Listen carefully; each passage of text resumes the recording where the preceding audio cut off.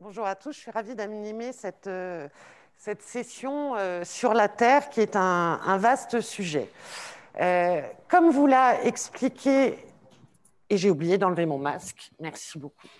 Comme vous l'a expliqué Philippe, le plan Agir Food qui a été rédigé à la sortie du confinement regroupe 75 actions. Il y a 39 actions qui concernent la transition agricole et 36 actions qui concernent la transition alimentaire.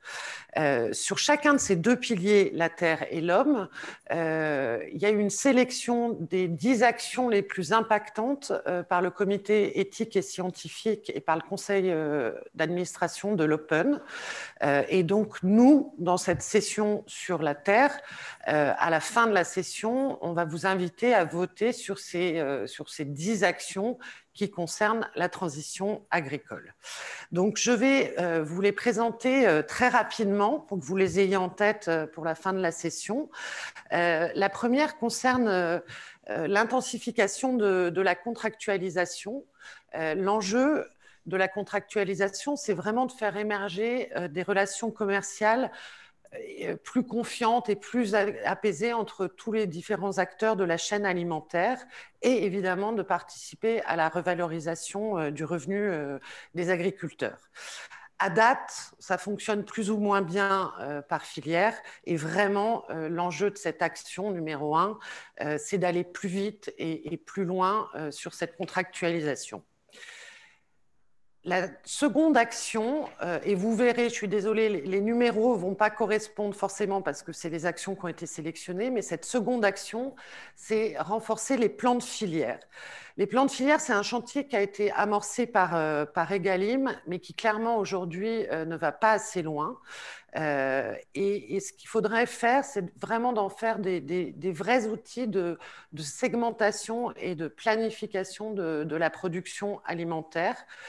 Tout l'enjeu, c'est vraiment de passer d'une stratégie aujourd'hui qui est push à une stratégie qui serait pull, c'est-à-dire plus basée sur les besoins des consommateurs, des Français en général, et en intégrant potentiellement l'export. Nouvelle action, encourager le développement du label bas carbone. Le label bas carbone, c'est un label qui identifie les productions agricoles et forestières neutres, économes pardon, en production de gaz à effet de serre. Aujourd'hui, le label regroupe 15 projets forestiers et 391 projets agricoles en développement. Évidemment, c'est trop peu. Donc, tout l'enjeu de cette action, c'est vraiment comment intensifier cette labellisation bas carbone. L'action suivante, c'est augmenter la culture de protéines végétales. C'est un sujet qui est beaucoup revenu dans le débat citoyen d'hier soir. Et à l'heure où on parle beaucoup de la souveraineté alimentaire française, notre autonomie protéique stagne à 50% depuis les années 90. Donc c'est un vrai problème, d'autant plus qu'une part importante d'importations sont issues de cultures OGM. Action suivante, pardon, j'avais oublié d'avancer.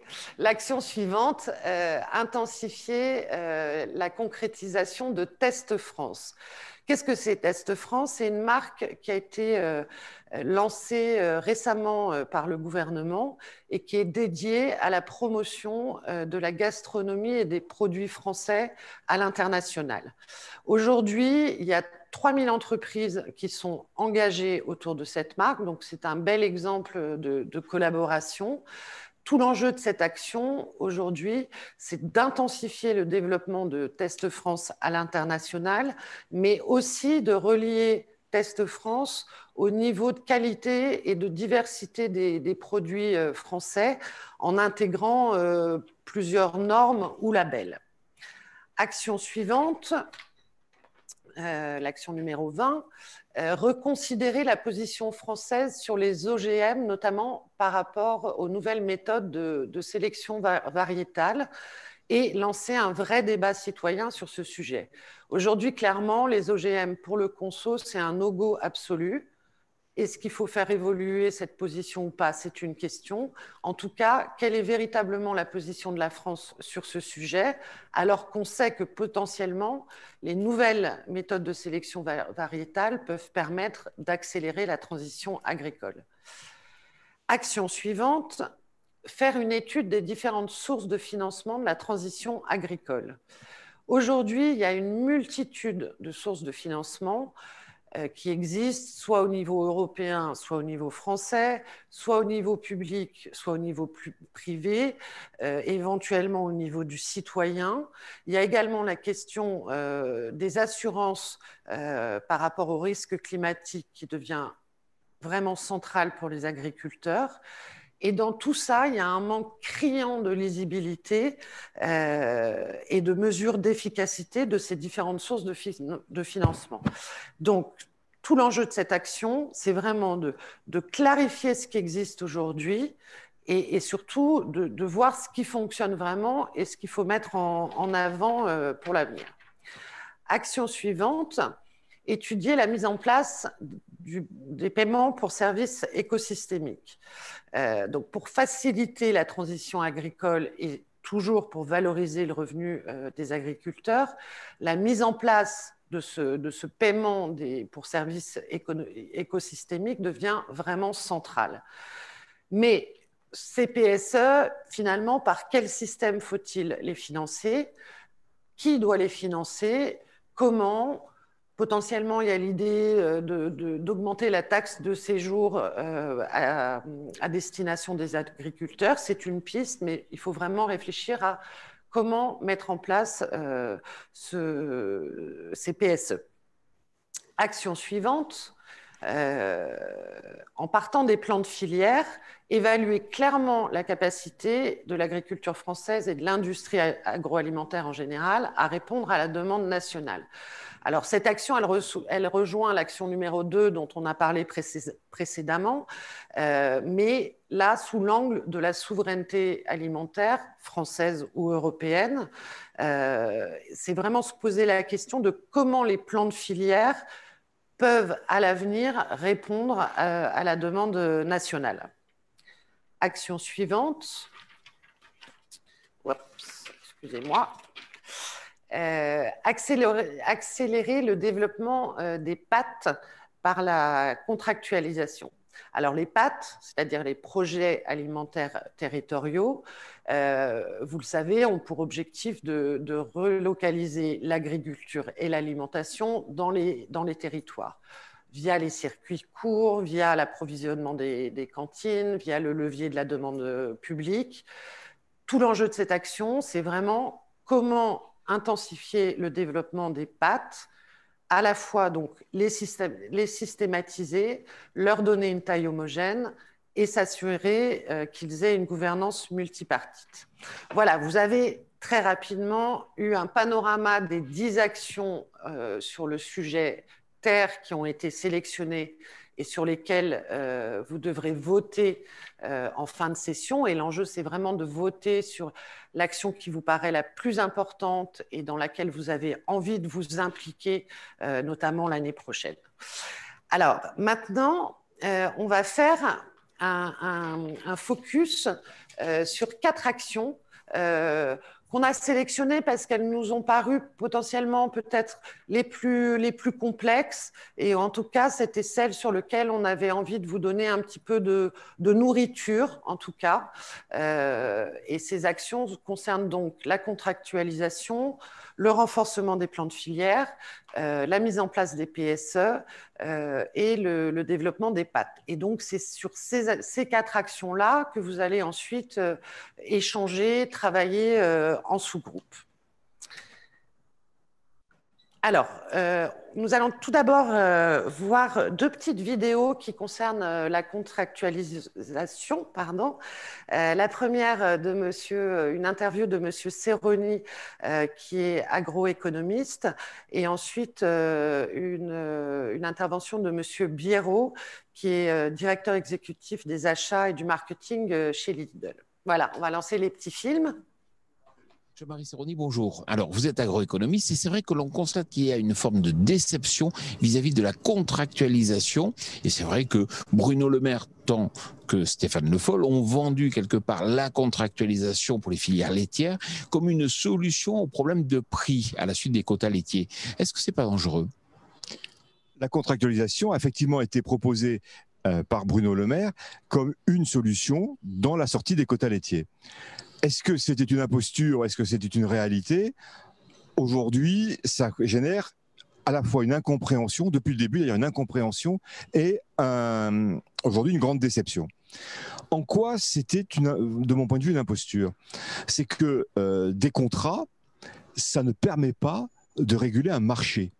Ça permet un contrat, c'est une opération entre guillemets verticale entre un client et un fournisseur, entre un apporteur de lait et une laiterie, entre un apporteur de céréales et un industriel.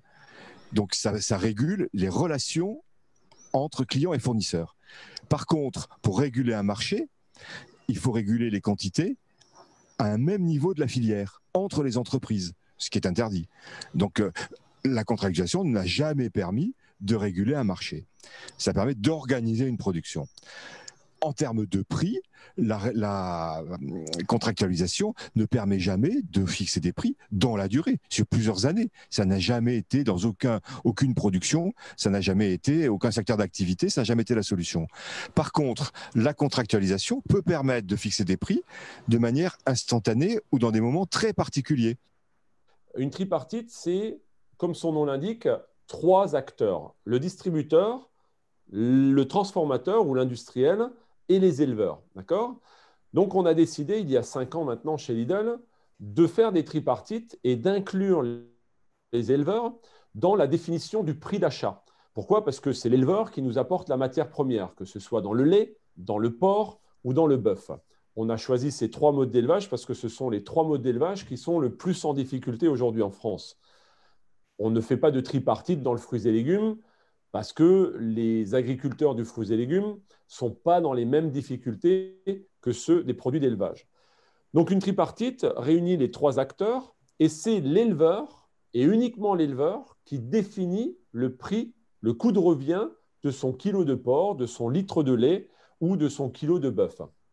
Et une fois qu'on a défini le prix de revient, 1,40 € pour un kilo de porc, 37 centimes pour un litre de lait, qui est le coût de production et un salaire pour les éleveurs, on signe un contrat tripartite entre l'industriel, les éleveurs et Lidl, où nous, Lidl et l'industriel, nous nous engageons à payer ces 37 centimes pour l'éleveur.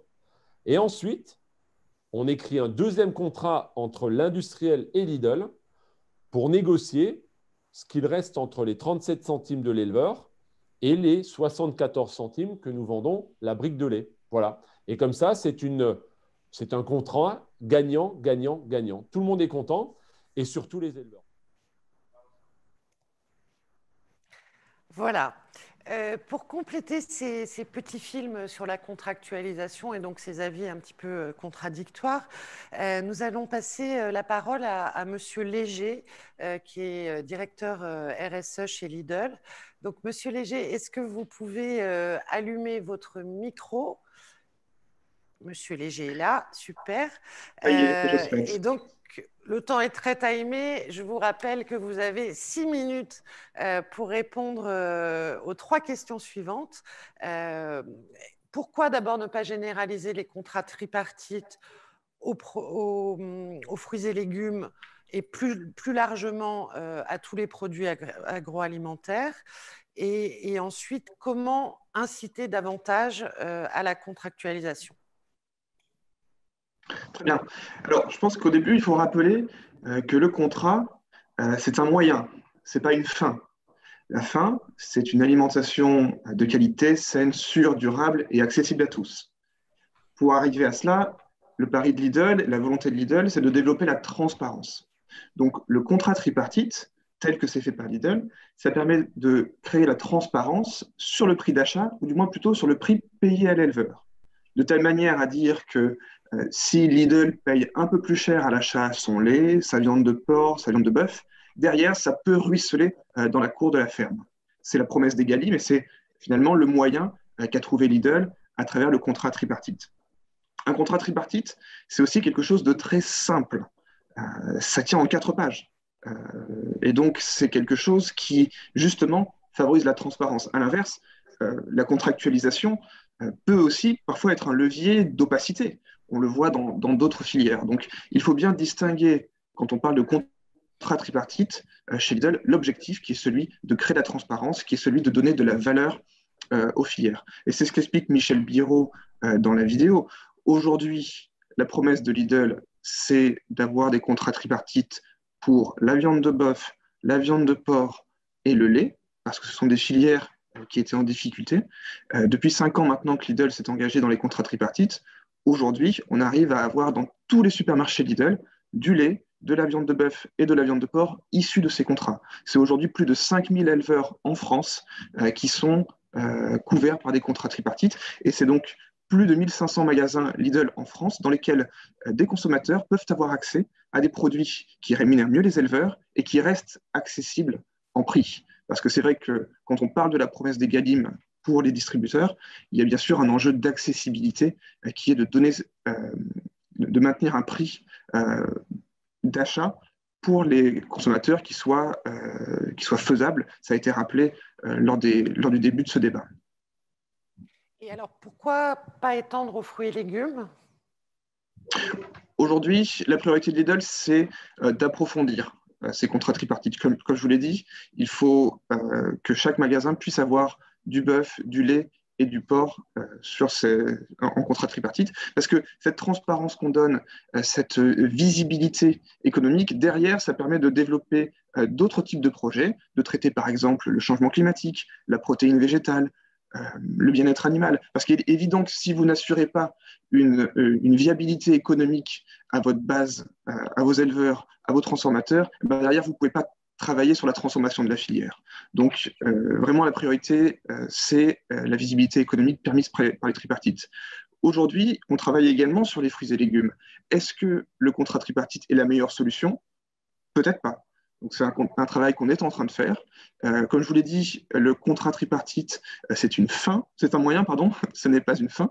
Peut-être que la contractualisation n'est pas la bonne réponse pour toutes les filières. Mais l'objectif, ça doit être la transparence, la simplicité et la répartition de la valeur sur la chaîne. D'accord. Et alors, pour conclure, en 2 minutes, comment, d'après vous, on peut inciter les industriels à plus développer ces contrats tripartites? La clé, c'est ce que disait Emmanuel Vasnex tout à l'heure. La clé, c'est l'esprit de collaboration. Parce que derrière les contrats tripartites chez Lidl, il y a avant tout, finalement, des relations humaines.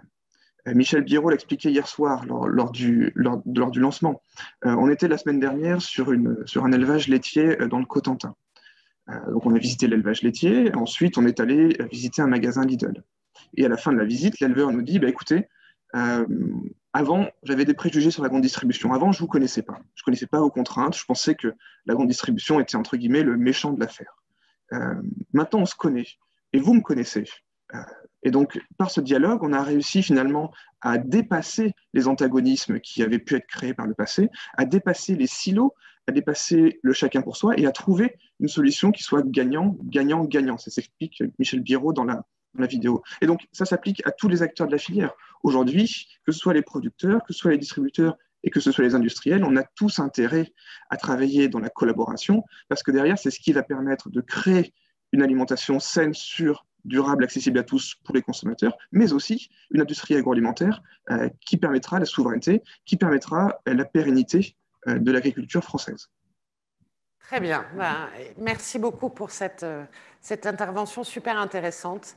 Et puis, on se reparlera peut-être tout à l'heure. Concernant les autres thématiques que nous avons sélectionnées, on va voir maintenant 2 autres courtes vidéos. L'une sur une initiative de filière qui nous a paru intéressante. C'est le projet BIF Carbone qui a été lancé par Interbev.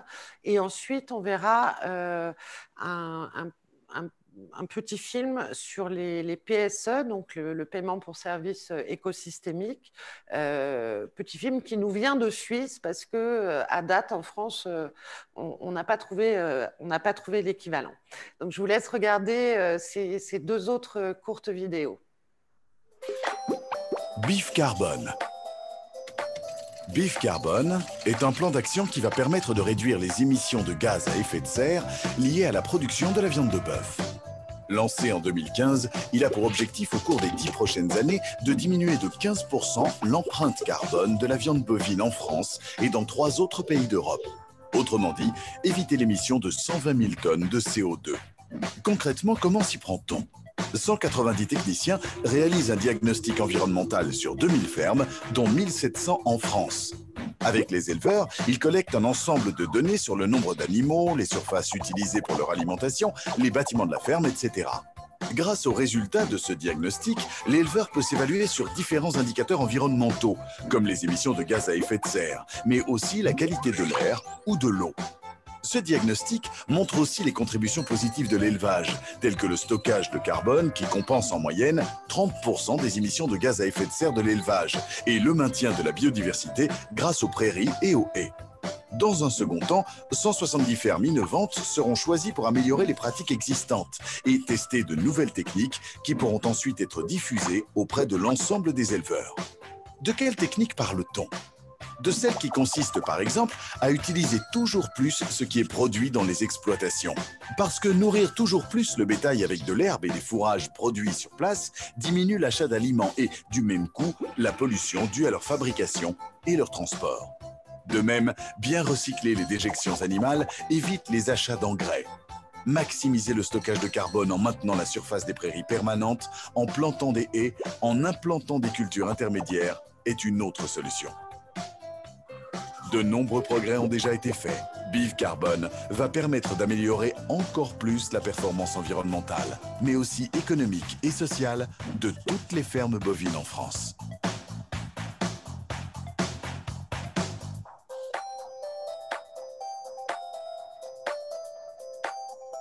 Si on conçoit un système avec une récompense pour l'agriculteur, vous verrez que tout le bien qu'on peut observer dans l'adoption de pratiques respectueuses de l'environnement.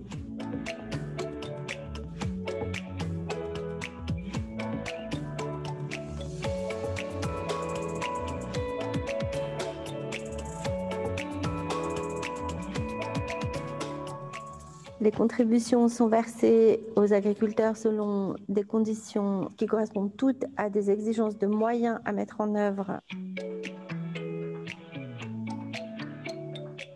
J'ai pris l'exemple de la biodiversité. Si vous mettez une haie, par exemple, on va vous compenser déjà le coût de l'installation de la haie. C'est ce qu'on appelle un investissement. On va partiellement compenser ce coût, à la fois dans l'achat des arbres et dans le travail que ça peut occasionner. Et ensuite, annuellement, vous allez être compensé pour la surface agricole en moins que vous avez retirée de votre exploitation et partiellement pour l'entretien de cette haie, le travail que ça peut représenter.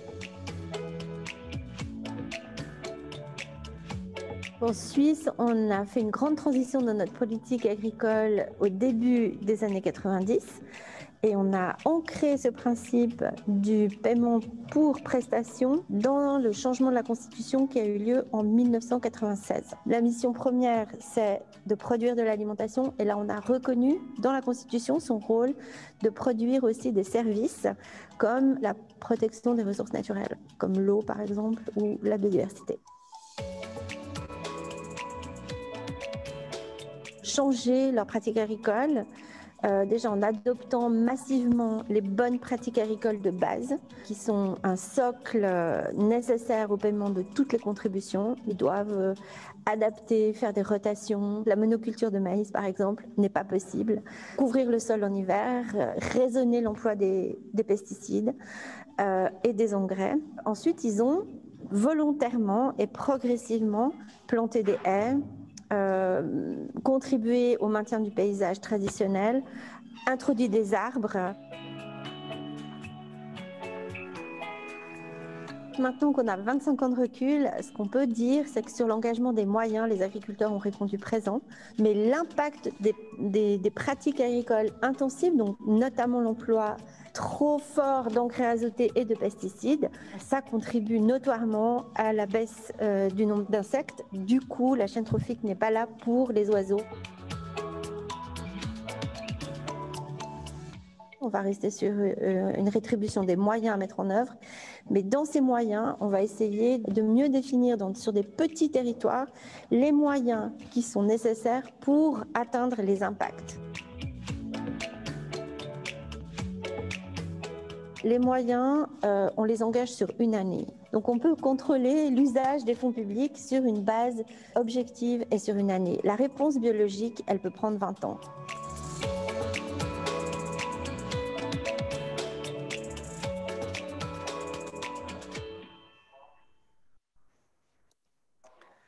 Voilà, donc on vient de voir qu'en Suisse, les PSE étaient quand même assez développés. Je vous propose maintenant de donner la parole à monsieur Hervé Lapie, qui est président de la FDSEA, de la FRSEA, etc., et donc très impliqué sur le système, sur le sujet des PSE.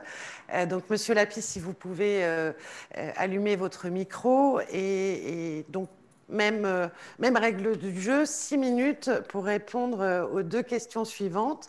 Premièrement, où est-ce qu'on en est sur les PSE aujourd'hui en France? Et deuxièmement, comment accélérer cette démarche? Je vous passe la parole. Oui, bonjour à toutes et à tous. Donc, déjà, merci pour l'invitation.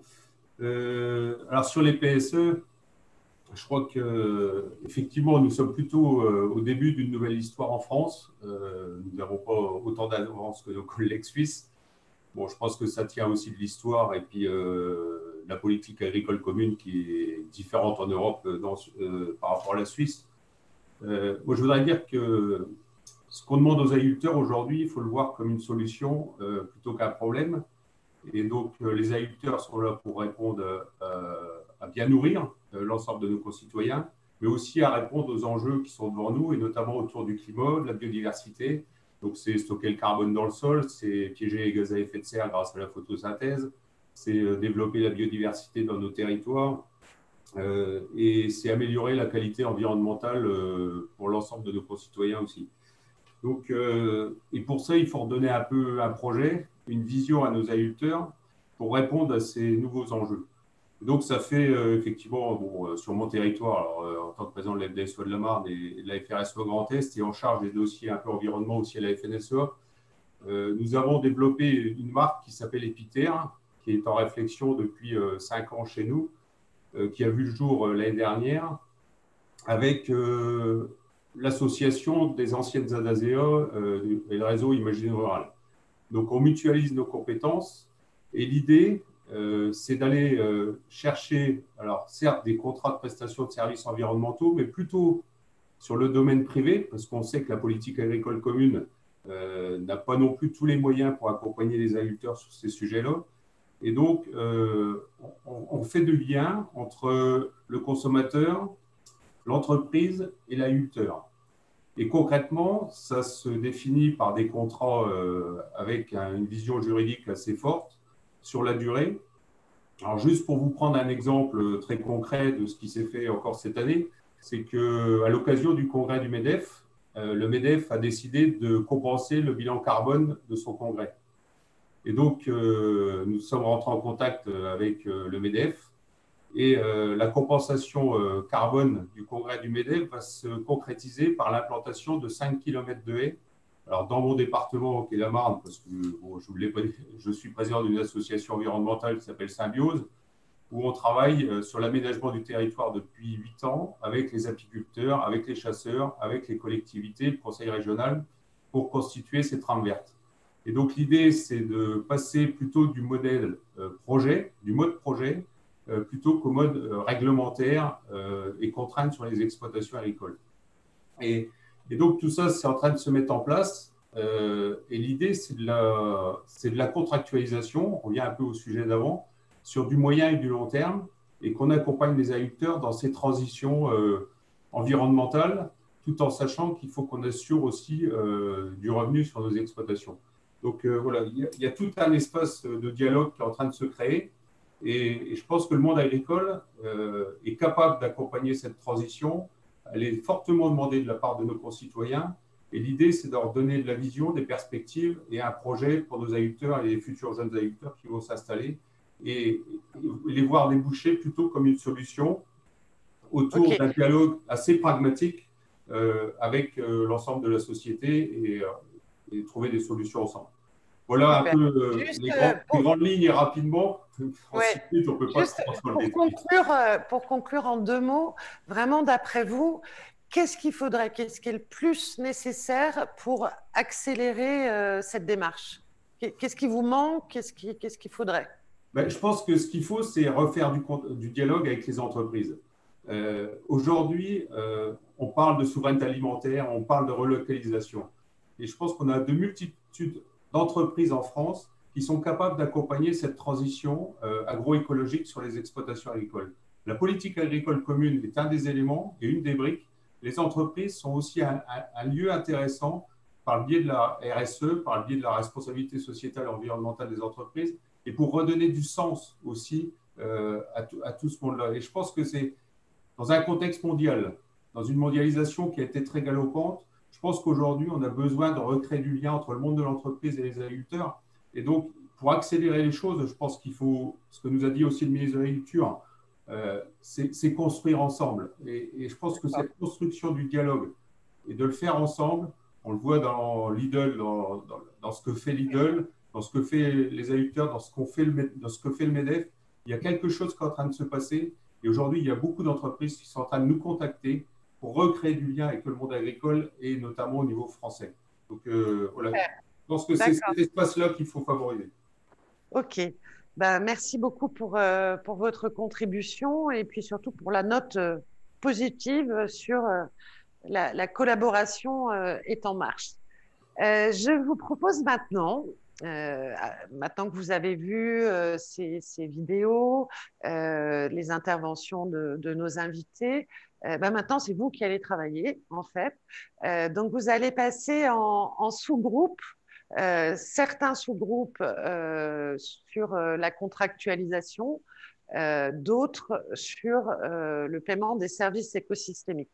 Alors, je crois que les numéros de sous-groupes ne sont pas les bons, mais on va gérer autrement. Vous allez être attribués directement dans les sous-groupes, en fait. Alors, dans chaque sous-groupe, je vous explique un petit peu le fonctionnement. Dans chaque sous-groupe, selon votre thème, mais c'est les mêmes questions, vous allez devoir répondre aux questions suivantes. Quel est pour vous l'enjeu des enjeux sur ce thème? Pourquoi c'est si important de travailler sur ce thème? Première question. Et ensuite, pour réussir à faire avancer les choses, qui faut-il mettre autour de la table? Parmi les acteurs auxquels vous pensez, quels sont les plus importants, les 3 dont on ne peut pas se passer? Donc ça, c'est les 2 sujets de discussion. D'accord. En fait, je reviens en arrière. Petit changement, c'est les joies du live. Vous choisissez vous-même votre thème par sous-groupe. Soit la contractualisation, soit le paiement pour services écosystémiques. Donc, vous choisissez votre thème. Vous avez 20 minutes pour échanger. N'oubliez pas les règles du jeu. On donne la parole à tout le monde. On essaye vraiment d'être dans l'échange. On s'exprime sur des temps très, très courts pour laisser la parole aux autres. 20 minutes pour réfléchir aux 2 réponses. Et ensuite, Laurence vous l'a dit au départ, n'oubliez pas, il faudra désigner dans votre sous-groupe une personne qui sera chargée de la restitution. On ne va pas pouvoir restituer à l'oral toutes les salles parce que vous êtes très nombreux. Donc, une personne, à la fin des 20 minutes, doit commencer dans sa tête ou sur un papier à synthétiser les échanges. Et puis, une fois qu'on se retrouve dans le groupe global, les écrire très rapidement sur le chat global. J'insiste sur un point. n'écrivez pas dans le chat des sous-groupes, mais vraiment dans le chat global une fois qu'on est revenus tous ensemble. Deux petites précisions. N'oubliez pas d'indiquer votre numéro de salle qui va apparaître quand vous commencez à rédiger votre feedback. Vraiment, 2, 3 idées, 4, 5 si vraiment c'est important, mais synthétisez au maximum et avec des phrases très courtes. Voilà, donc maintenant je vous laisse partir en sous-groupe, travailler pendant 20 minutes et on se retrouve tous ensemble tout à l'heure pour les restitutions. Bon travail, bons échanges.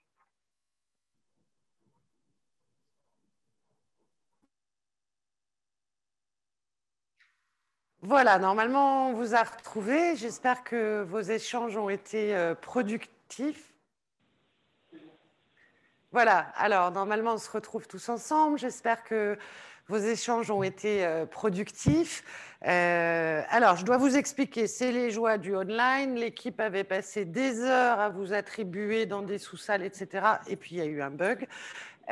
Donc, maintenant, l'idée, c'est qu'on va faire 10 minutes de restitution par les gens qui ont travaillé sur la contractualisation.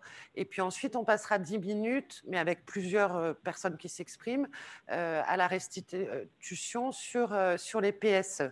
Donc, ce que je vais vous demander, c'est est-ce que les gens qui ont travaillé sur la contractualisation peuvent lever la main sur Zoom pour qu'on puisse vous identifier et vous passer la parole.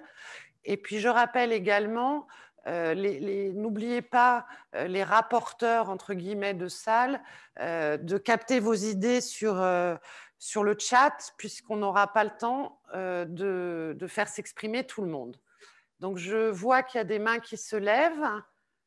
Donc, on est bien sur les personnes qui ont travaillé sur la contractualisation et on se dit 3-4 minutes par personne. Donc, d'abord, je vais passer la parole à Monsieur Le Seur, si vous voulez bien allumer votre micro et puis nous donner le résultat de vos échanges. Donc, au niveau de notre table, alors, on avait plutôt indiqué une personne qui devait rapporter, mais je ne sais pas si elle a noté, tant pis, je vais le faire. Je pensais qu'on le faisait par chat. Oui, mais c'est sur le chat de cette session-là, en fait. C'est ça qui est compliqué. Donc, une juste répartition de la valeur en 1 sur l'enjeu des enjeux. Tisser des liens avec les différents acteurs du producteur au consommateur.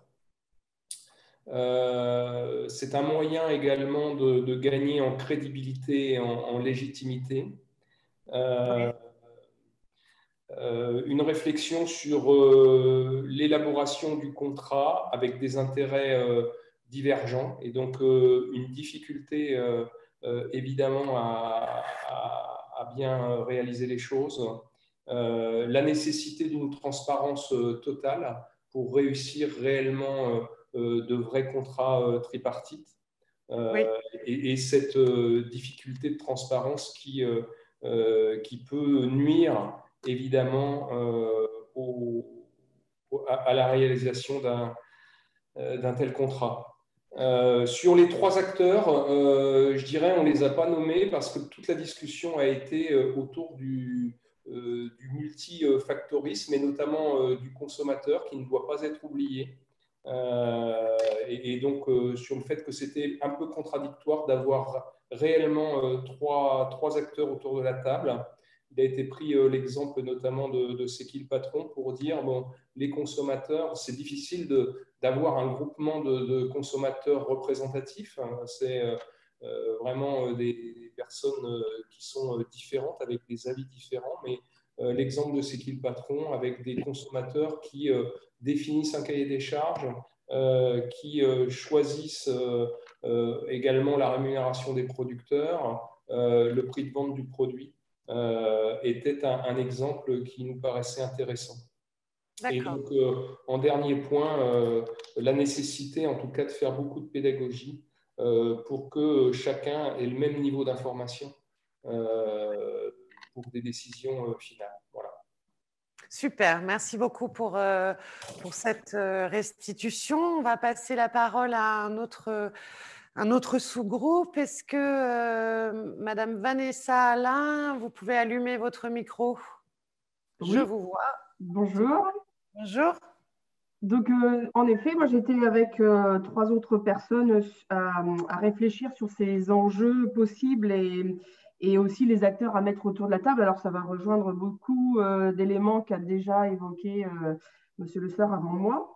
Nous, on a aussi évoqué, pour être complémentaire, en fait, l'idée que la contractualisation pourrait intégrer dans ces enjeux une notion quelque part d'investissement sur la pérennité quelque part de l'exploitation ou des partenaires pour que cette contractualisation ne soit pas qu'un one-shot ou en tout cas à court terme. Je m'explique un petit peu pour peut-être illustrer cela.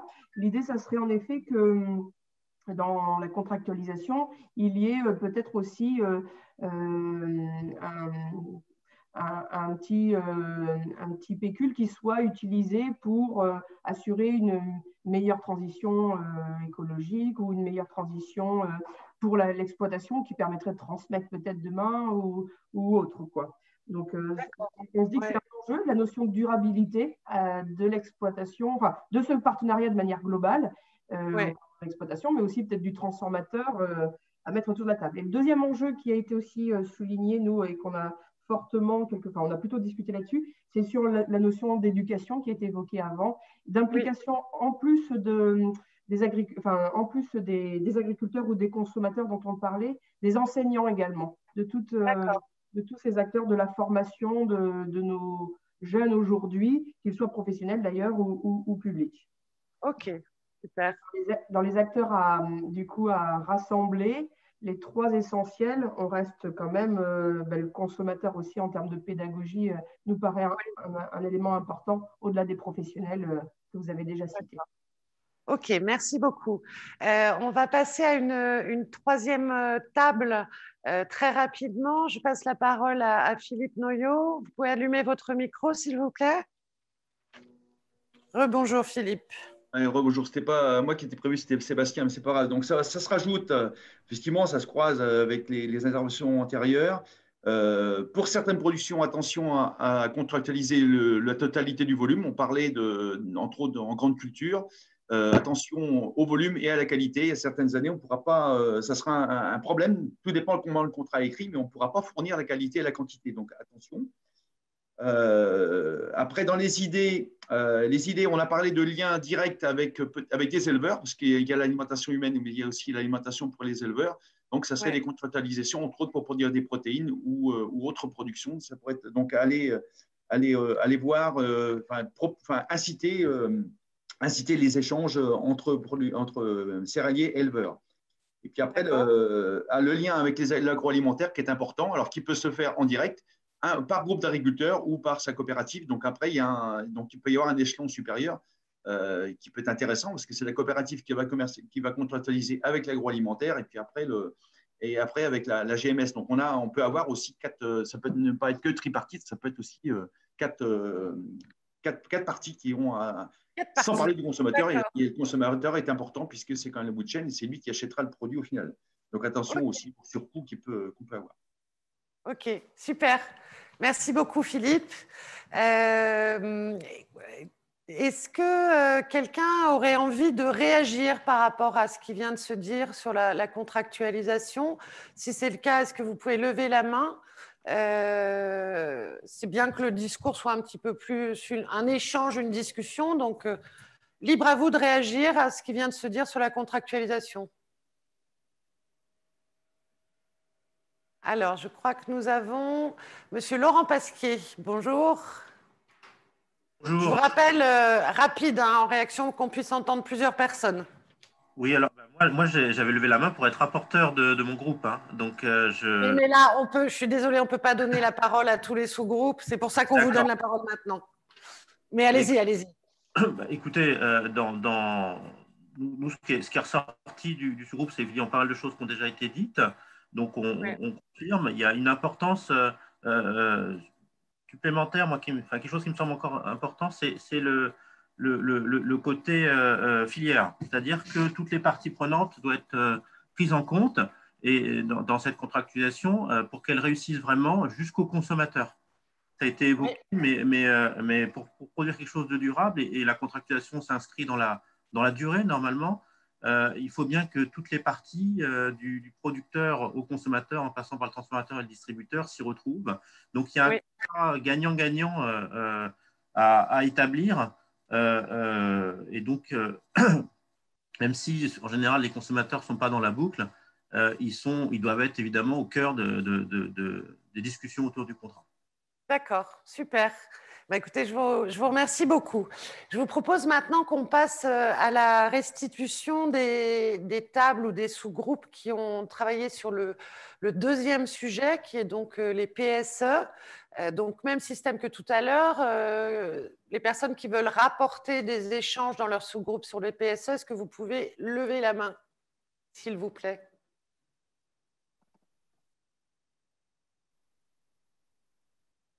Oui, n'hésitez pas à lever la main pour nous donner votre feedback de vos échanges sur les PSE. Il faut vraiment que vous leviez la main pour qu'on puisse vous identifier. Personne ne veut lever la main? Bon. Est-ce que quelqu'un dans l'Assemblée, même s'il n'a pas travaillé sur les PSE, a envie de nous donner son opinion, ses réactions sur le développement des PSE, comment faire pour accélérer, même si vous n'avez pas travaillé sur ce thème, ce n'est pas grave. Toujours bien penser à lever la main si vous voulez vous exprimer. Ah, je crois qu'on a un candidat. Oui, bonjour, Benoît Martin. Donc, moi, j'avais travaillé sur la contractualisation, mais on en est venu à parler un petit peu de ça. Parce qu'on a dit qu'on ne pouvait pas contractualiser qu'avec les produits et que ça devait être des plans d'ensemble qui devaient être faits. Donc, finalement, peut-être se rapprocher de plans alimentaires territoriaux et qu'il fallait intégrer les paiements sur les services environnementaux dans les contrats et que la contractualisation ne suffisait pas. C'est intéressant. Intégrer donc les PSE dans les contractualisations. Ok, merci beaucoup pour cet apport. Je propose de passer la parole à Madame Anne Perrol. Si vous pouvez ouvrir votre micro.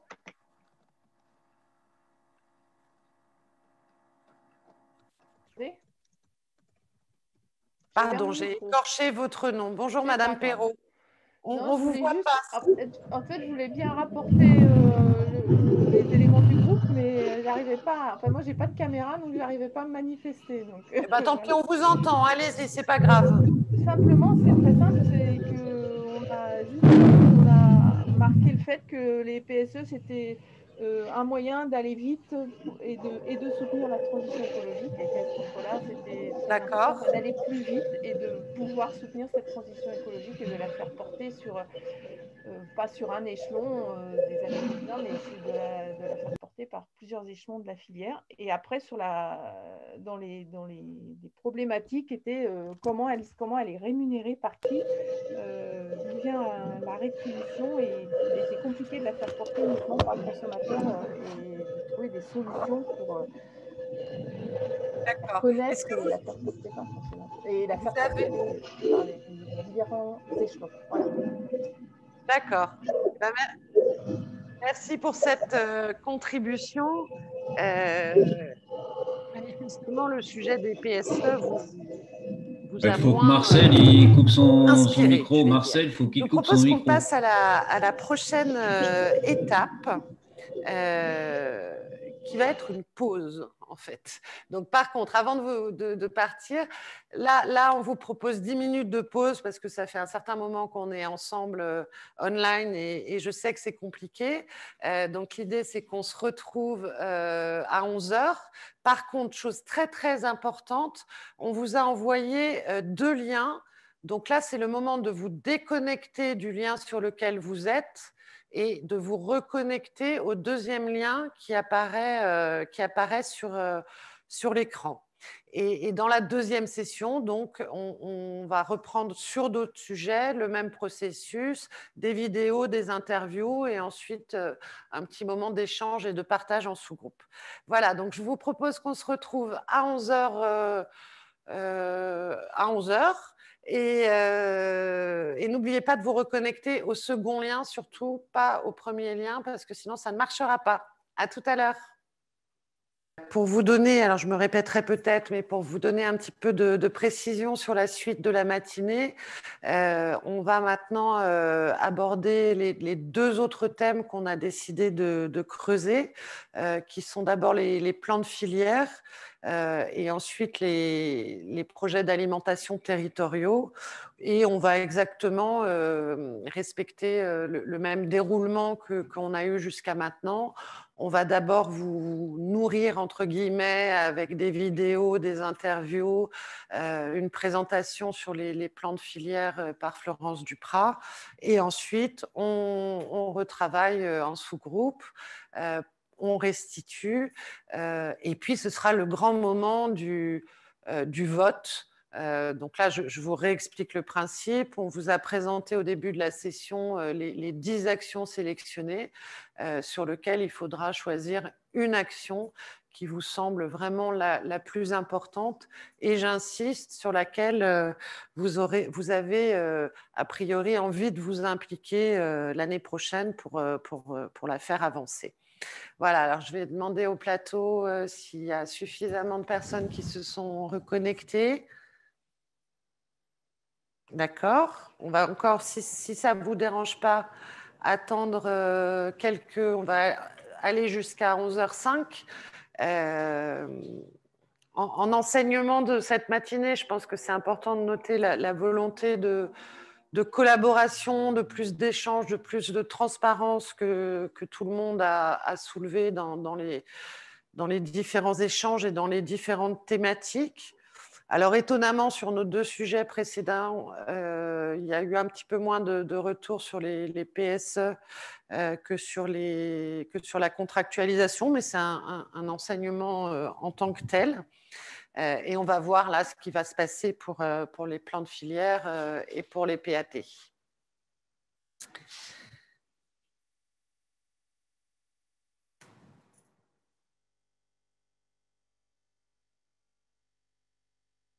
Ouais. Oui. On va encore attendre. Il y a des gens qui sont encore en train de se connecter maintenant. Je suis désolée, une fois de plus, c'est les joies du online. Donc, on va repasser le petit film, histoire de vous faire patienter et de se remettre dans le sujet de la transition. Voilà.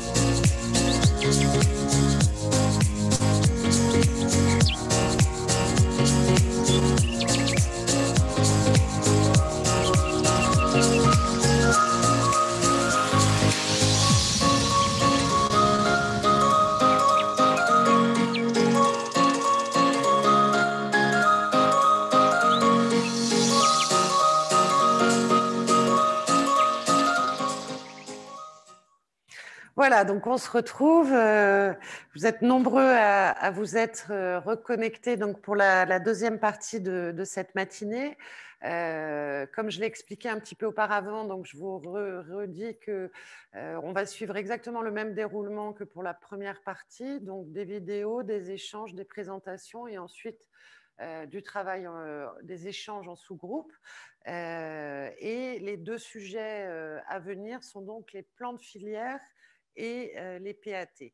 Donc, tout de suite, je vais passer la parole à Florence Duprat, que je remercie d'abord parce que sans qui cet Open Agri-Food aurait difficilement pu avoir lieu. Donc, merci de toute l'énergie consacrée à ce nouveau format. Et Florence va donc nous parler des plans de filière. Bonjour à tous. Oui, on n'a pas trouvé de film ou de PowerPoint déjà fait sur les plans de filière. Et du coup, on a fait un petit PowerPoint qui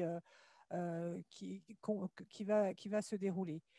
Donc, au départ, l'objectif des plans de filière, c'était de recréer durablement de la valeur en assurant la compétitivité de la filière en France, surtout, en arrivant à rassurer le consommateur, c'est l'enjeu, tout l'enjeu de la filière agroalimentaire, tout en minimisant l'impact environnemental de la production. C'est une rédaction qui a été demandée par le président de la République en 2017 et 28 plans ont été rédigés par les interprofessions pour clairement une transformation profonde et la réorganisation des filières. Quels étaient les objectifs? Bien, la restructuration interne aux interpros, une montée en gamme sur le bio et sur les signes de qualité, une segmentation de l'offre avec bien sûr toujours les objectifs environnementaux et sociétaux associés et ensuite aussi des programmes de recherche agricole et le ciblage des investissements par rapport à ces objectifs.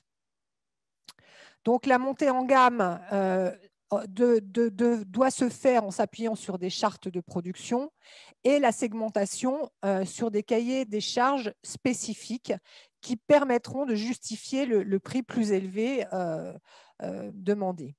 Deux exemples très rapides sur deux filières. La viande bovine, où l'un des objectifs affichés était de multiplier par 2 la production bio d'ici 2023 et de faire progresser les labels.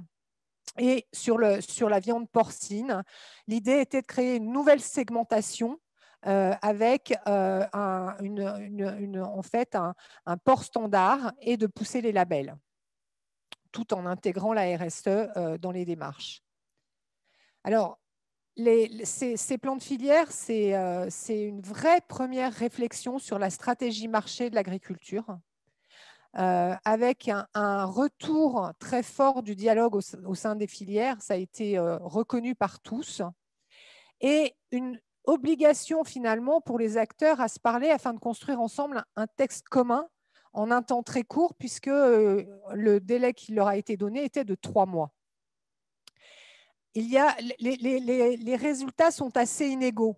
Il y a des plans qui ont été très poussés, où l'analyse marché a été très forte, et d'autres qui étaient assez succincts. Mais ce qu'on peut malheureusement tirer de ces plans, c'est que finalement, le retour sur les objectifs, afficher des objectifs, c'est facile, mais après, il faut encore vérifier qu'ils ont été atteints et s'ils n'ont pas été atteints, voir comment combler les manques ou ce qui n'a pas été fait. Eh bien, ça, on n'a pas eu. Et on s'est orienté, comme le disait Céline tout à l'heure, dans une stratégie beaucoup plus push que pull, c'est-à-dire une stratégie qui encore pousse les produits vers les marchés et non pas qui regarde quels sont les marchés, qu'est-ce qu'on va vendre à l'export, qu'est-ce qu'on va vendre sur le marché intérieur, qu'est-ce que veut le citoyen dans 2 ans, 5 ans, comment atteindre certains marchés que l'on n'atteint pas. Et donc, une certaine difficulté finalement dans les stratégies adoptées. Et puis, malheureusement, le dialogue après les EGA s'est un petit peu éteint. Il a continué sporadiquement à certains endroits, mais il n'a pas été, ce n'est pas un dialogue généralisé et voulu par tous. Et ça, c'est vraiment regrettable. Merci beaucoup Florence pour cet éclairage. Pour aller un petit peu plus loin sur le sujet, je propose de passer la parole à Jean-Philippe Puig, qui est directeur général du groupe Avril. Jean-Philippe, si vous pouvez allumer votre micro. Et donc, on aimerait vous interroger, bonjour d'abord, pardon. On aimerait vous interroger sur 2 points. D'abord, d'après vous, est-ce que ça sert finalement à quelque chose, ces plans de filière? Et ensuite, une fois rédigés, pour vous, quelles sont les conditions de succès de leur mise en œuvre? Ouais. Oui, alors bonjour à tous. Et pour répondre à cette première question, donc tout d'abord pour dire 2 mots, donc je suis responsable gérant du groupe Avril. Et donc Avril est au sein de la filière des huiles et protéines françaises. Alors, pour répondre de manière très simple, parce que ça sert un plan de filière, donc cette filière des huiles et protéines françaises, elle avait vraiment pris son envol en 1983. À l'époque, il y avait une centaine de milliers d'hectares de production de colza. Et fort de ce qui a été fait, on est monté jusqu'à 1,5 million d'hectares de colza. À l'époque, il y avait, la France était dépendante à 90%, j'allais dire, de la protéine au niveau de ses approvisionnements. Et aujourd'hui, c'est à peu près 50%. Donc, on a pu réussir à augmenter l'autonomie de la France sur la production de protéines, tout en récemment développant également le soja, en augmentant la production de tournesol. Donc, les chiffres parlent d'eux-mêmes. Quand on est bien organisé en filière, quelque part, on arrive à développer correctement le monde agricole jusqu'au consommateur.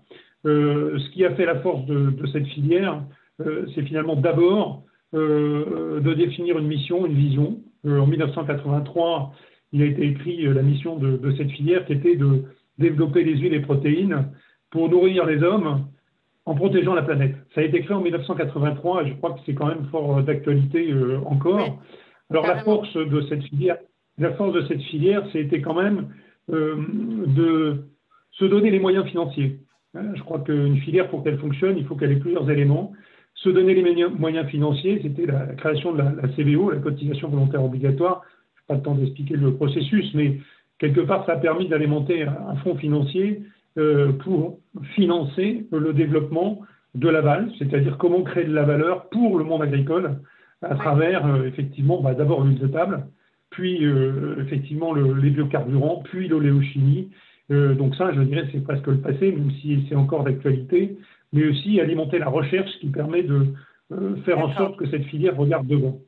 Voilà, et donc on est en train de regarder devant en se développant à l'international, en créant des outils, comme j'évoquais en sous-groupe tout à l'heure, Oleos, qui est comment on peut rémunérer mieux l'agriculteur qui est vertueux sur le plan environnemental, et on peut le faire parce qu'on est organisé en filière. On est en train de regarder comment extraire la protéine, je dirais, du colza. On va faire une usine qui va être la première usine au monde qui va faire de la protéine alimentaire en France. Donc voilà, cette filière, elle est organisée. Et qu'est-ce qui fait qu'elle marche? C'est qu'elle marche parce qu'il y a un fonds financier, donc c'est doté de moyens financiers. Elle n'a pas attendu le support de l'État. Elle s'est dotée de moyens techniques de recherche. Elle s'est dotée aussi de l'interprofession et aussi de quelques moyens industriels. Donc ces plans de filière, en fait, quand il a été demandé par la loi Egalim de faire un plan de filière, honnêtement, pour nous, ce n'était pas une nouveauté. Il était déjà écrit. Hein. Donc on a simplement pris ce qu'on avait dans les étagères et de manière à de faire en sorte que finalement on pousse ce plan de filière, et ce qui nous a permis d'ailleurs de rentrer dans aussi France Relance et d'avoir le plan protéines de France Relance. Voilà. Donc la deuxième question, c'était quelles sont les conditions de succès finalement de cette filière. Je crois qu'il ne faut pas oublier un point qui est essentiel, ce sont les hommes.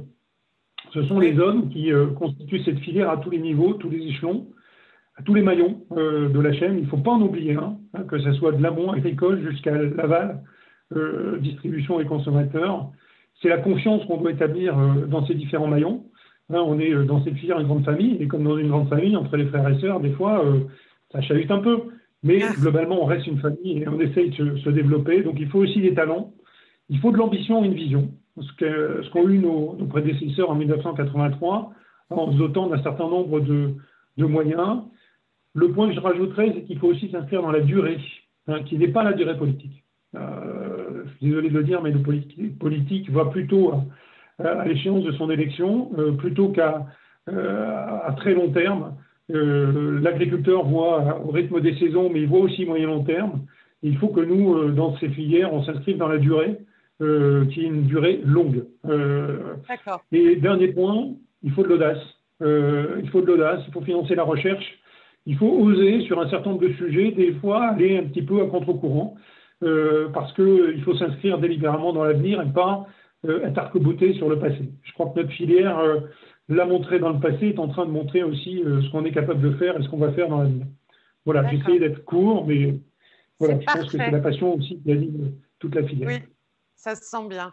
Écoutez, merci beaucoup. Donc, si je résume pour vous les conditions de succès, les hommes, le dialogue, l'ambition, la vision, le temps et dernier point intéressant, l'audace. Merci beaucoup, Monsieur Puig, pour cette intervention. Je vous propose qu'on passe à notre deuxième thème de cette session, qui sont donc les projets d'alimentation territoriaux. Et pour ça, on va vous présenter une courte vidéo.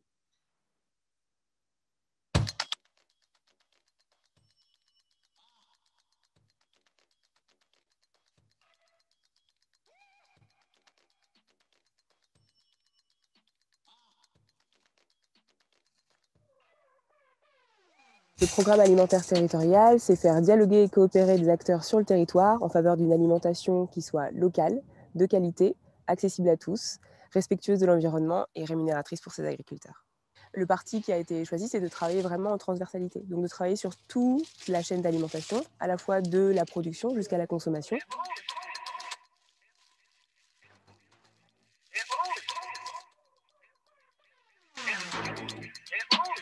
L'idée, en fait, c'était de se fédérer autour d'un outil commun pour commercialiser nos produits.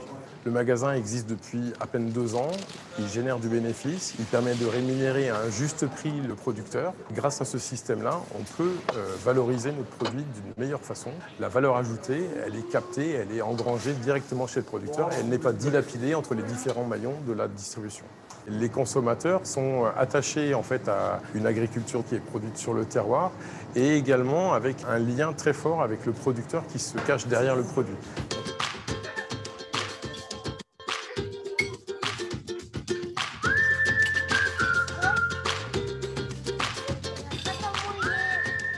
Cette cantine, elle est un petit peu spéciale parce qu'elle est gérée par des parents d'élèves. Les producteurs sont aux environs du village, donc ça nous permet de valoriser leur travail et de proposer aux enfants des produits frais et beaucoup plus sains. Moi, ce que j'ai bien aimé, c'est steak haché avec haricots verts et moutarde. Haricots avec du bœuf. Un burger fait maison. J'aime bien gratin de brocoli et gratin de chou clair.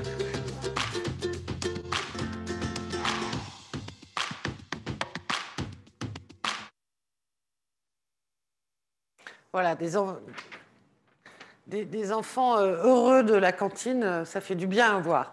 Pour aller un petit peu plus loin sur ce thème des projets d'alimentation territoriaux, je vais passer la parole à Jean-Marie Fortin, qui est président de la Chambre d'agriculture du Loiret et très impliqué donc, sur ce sujet des PAT. Jean-Marie, si vous pouvez allumer votre micro. Et donc, les questions qu'on avait envie de vous poser, c'est d'abord, vous avez mené une enquête qui s'appelle Mangeons Loiret. Est-ce que vous pouvez nous en dire quelques mots et surtout quel a été son principal enseignement? Et ensuite, nous parler de l'objectif du PAT Loiret, ses principaux acteurs, est-ce qu'il en manque et comment, d'après vous, ça va permettre d'accélérer l'autonomie agricole du Loiret? Bonjour à tous. Bon, bah, écoutez, l'intention du projet alimentaire du Loiret est claire. Hein. C'est de proposer effectivement, comme ça a déjà été dit, une alimentation locale qui soit de qualité, qui soit respectueuse de l'environnement et qui soit évidemment rémunératrice pour l'ensemble des producteurs. Donc, oui. La volonté du conseil départemental et de la Chambre d'agriculture du Loiret, donc, qui sont associés, qui sont partenaires dans cette démarche-là, qui portent cette action, c'est réellement de mettre en synergie tous les acteurs de l'alimentation sur les départements, donc du producteur au consommateur. Bon, je crois que ça a déjà été dit, hein, il est clair que l'alimentation, c'est l'affaire de tous. Les producteurs ont le pouvoir effectivement de mettre en production. Et on voit bien qu'aujourd'hui, effectivement, les producteurs, l'agriculture, les agricultures sont présentes pour faire face à des situations difficiles, hein, de confinement comme on vit aujourd'hui.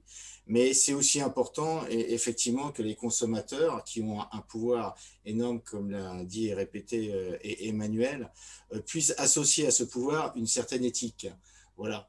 Donc, l'idée, effectivement, c'est de créer des synergies entre ce monde de la production et ce monde de la consommation, de faire comprendre les choses aux uns et aux autres, parce qu'il est clair que derrière ce projet alimentaire territorial, c'est aussi un enjeu majeur de transformer, de révolutionner nos agricultures de production, voilà, les emmener vers des agricultures de marché. Je crois qu'aujourd'hui, les agricultures, nos agricultures, si elles veulent se développer, ne pourront se développer qu'à partir de marchés existants. Et il est important que le monde agricole, en fait, ait une bonne connaissance de ces marchés, des besoins des consommateurs. Et c'est pour ça que dans un premier temps, effectivement, nous avons fait une enquête auprès des consommateurs du Loiret.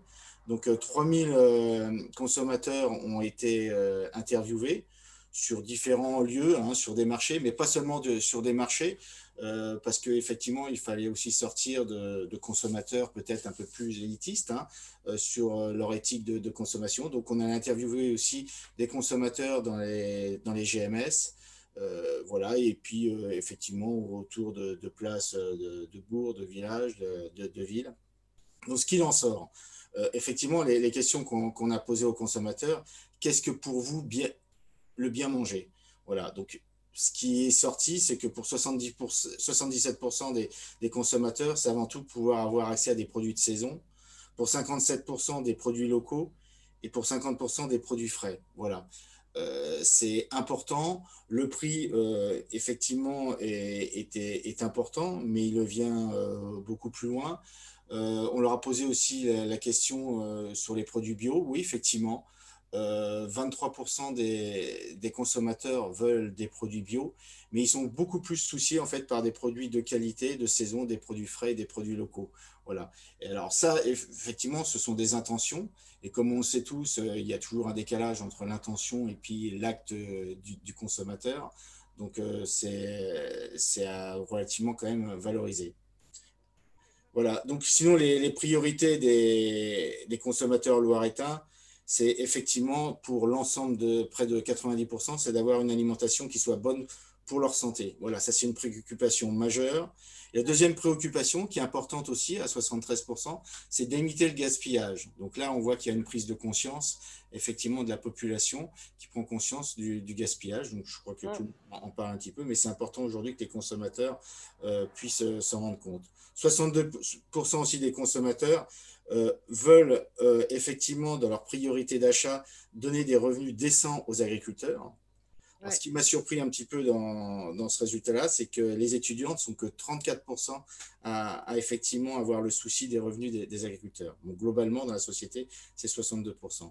Bon, voilà un petit peu donc, ce que veulent les consommateurs du Loiret. Donc, par rapport à ce projet alimentaire territorial, ce qui est important, effectivement, c'est que ça correspond à mettre en place cette loi Egalim, puisque effectivement, les collectivités territoriales vont avoir l'obligation de consommer 50% de produits de qualité, avec des références de qualité, avoir effectivement des produits de marque, et donc dont 20% de produits bio, et voilà, donc 50% de produits locaux de qualité. Ce qui est important aussi, c'est que ce projet alimentaire territorial va nous aider à porter la transition agroécologique, puisque nous avons pris la décision, l'engagement d'amener 80% des agriculteurs vers des certifications de qualité environnementale. Alors, effectivement, ce sont des labels, ce sont des productions bio, c'est des productions HVE, mais la volonté, c'est vraiment d'amener 80% sur une dynamique d'amélioration des pratiques. Voilà, moi je crois sincèrement qu'il faut mieux amener 80% des agriculteurs vers des améliorations environnementales que d'amener 10% des agriculteurs sur effectivement des certifications qui soient effectivement type, qui soient plus dures et qui ne soient pas réalisables par tout le monde. Ok, super. Ben, écoutez, je vous remercie énormément pour cet éclairage très intéressant. Je me permets d'ailleurs juste de vous rappeler que sur l'étude Manger Loiret, qui a vraiment des enseignements très intéressants, il y a une infographie qui a été réalisée qui se trouve dans le catalogue qui vous a été envoyé par l'Open. Si jamais vous ne l'avez pas reçu, n'hésitez pas à le demander, mais l'infographie est vraiment bien faite. Merci en tout cas, Monsieur Fortin. On va maintenant passer comme tout à l'heure en sous-groupe pour des échanges entre vous sur ces deux sujets que sont les plans de filière, les projets d'alimentation territoriaux. Donc, comme tout à l'heure, ne tenez pas compte du numéro des sous-groupes et vraiment, une fois que vous êtes en sous-groupe, choisissez le thème que vous voulez traiter, soit plan de filière, soit PAT. Même, n'oubliez pas de synthétiser vos échanges, de désigner un rapporteur qui sera en charge de synthétiser les échanges en quelques idées clés. Et je vous reprécise, il faut les mettre sur le chat, mais une fois qu'on est revenu en séance plénière, pas lorsque vous êtes en sous-groupe. Donc, les deux questions sur les plans de filière et les PAT, d'abord, avant tout, c'est que pensez-vous de ces initiatives? Est-ce que vous pensez que c'est une vraie solution pour piloter la filière demain? Et ensuite, toujours, on est un peu répétitif, mais c'est important, qu'est-ce qui, selon vous, peut permettre que ce soit un succès? Voilà, je vous propose que vous allez maintenant être splittés dans vos sous-groupes et comme tout à l'heure, on se retrouve dans 20 minutes. Donc, comme tout à l'heure, on va d'abord entendre quelques sous-groupes nous faire leur restitution sur les plans de filière. Donc, est-ce que les personnes qui ont travaillé sur ce sujet et qui ont envie d'exprimer leur opinion peuvent lever la main, comme tout à l'heure, pour qu'on puisse les écouter. Donc, les plans de filière. Alors, je vais passer la parole à Monsieur Eric Isler, pardon. Si vous pouvez allumer votre micro. Pardon, j'étais sur les plans d'alimentation territoriaux. Les plans d'alimentation territoriaux. Eh bien, écoutez, on va commencer par les plans d'alimentation territoriaux. Ça n'a aucune importance. Allez-y. Du coup, est-ce que c'est une vraie solution pour piloter demain? Donc oui, nous, ce qui est ressorti, c'est que oui, du coup, ça permettrait vraiment de valoriser l'économie locale, de créer aussi un lien social local qui sera important, d'autant plus dans le contexte actuel où on a de moins en moins de contacts en fait, avec les producteurs. Là, ça permettrait... ces plans économiques territoriaux permettraient de le renforcer. On peut penser aussi, dans le cadre d'une cantine, des cantines à l'impact auprès des écoliers, de leur faire voir la valorisation de la production locale. Bien sûr. Néanmoins, tous les acteurs doivent contribuer. Il doit y avoir une vraie structure, un support informatique et logistique important derrière. Et aussi, le succès repose sur plusieurs choses, et aussi c'est une alternative au GMS. Et du coup, le succès repose sur plusieurs choses, donc notamment le fait, c'est parfois compliqué pour une filière locale d'être compétitive par rapport à une filière plus productiviste qui est souvent plus lointaine. Donc, il faudrait un investissement économique de la part des collectivités locales pour pouvoir valoriser ces productions-là. Également sur un développement qui se ferait en deux temps, avec d'abord la mise en place du PAT, et ensuite ce qui serait important aussi, c'est le suivi de son projet, des externalités positives et de ses retours en fait. et que le cadre soit adaptable au niveau local selon les productions. Ok, super. Merci beaucoup pour ce retour. On va écouter quelqu'un d'autre donc sur les PAT. Est-ce que vous pouvez relever la main pour échanger encore sur les PAT? Si vous pouvez bien penser à lever la main si vous avez envie de vous exprimer sur ce que votre groupe a produit sur le sujet des projets d'alimentation territoriaux. Alors, quelques mains se lèvent. Je vais passer la parole, et pensez bien à allumer votre micro, à Séverine Jeannot. Oui, bonjour. Bonjour. Bonjour. Donc, nous, dans le groupe, on a déjà fait un point sur ce qu'on pensait de cette initiative. Donc, on a trouvé ça très bien pour plusieurs raisons. Ça permet le développement des agriculteurs locaux, les circuits courts, manger local, frais et surtout garder une valeur ajoutée sur le territoire. C'est bien aussi, c'est tout ce qui est enquête consommateur pour vraiment comprendre les attentes et s'adapter un peu et répondre aux attentes. Comment ça peut-il être un succès? Pour nous, c'est alors attention, il faut bien structurer au départ et que ce ne soit pas une usine à gaz. Faire vraiment un véritable plan de communication, élargir à de nombreux acteurs dans le dialogue, par exemple élargir à tout ce qui est restauration collective, la grande distribution, les grandes filières. Pourquoi pas ajouter des nutritionnistes pour apprendre à bien manger. Et puis, ça permettra de développer plus de liens entre les champs et l'assiette. D'accord, super. Merci beaucoup pour ce retour, et le point sur les nutritionnistes est important. Je passe la parole maintenant à Madame Géraldine Henrion. Vous avez bien allumé votre micro? Oui, j'ai bien allumé mon micro. Bonjour. Bonjour. Alors nous, on a travaillé aussi sur les PAT et on s'est dit déjà le succès des PAT, c'est quoi? C'est la répartition de la valeur ajoutée et c'est aussi et surtout l'implication de tous les acteurs. Que ce soit aussi bien les conseils régionaux, les chambres d'agriculture, les conseils départementaux, les consommateurs, les transformateurs et surtout les agriculteurs. Donc, ça permet vraiment d'impliquer tout le monde. Donc, déjà, on a trouvé plutôt intéressant là-dessus. Et les axes à travailler, c'est la pédagogie autour de l'alimentation, éduquer les citoyens, les consommateurs, tout le monde à l'alimentation, les sensibiliser.